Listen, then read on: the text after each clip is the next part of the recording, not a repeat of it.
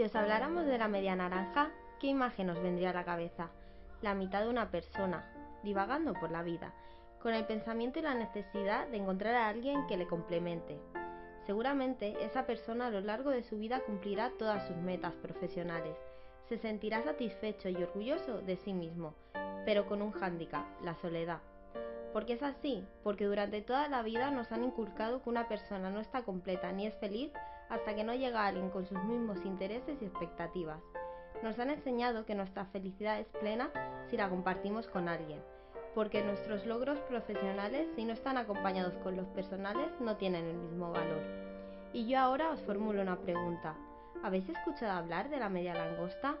De primeras podéis pensar, las langostas y el amor tienen la misma relación que el tocino y la velocidad, pero no es así. ¿Y sabéis por qué?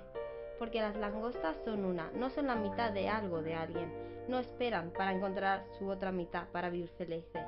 Las langostas se enamoran y se juntan, y dicen que se pueden ver adorables parejas paseando en los víveros, cogidas de las pinzas para toda la vida.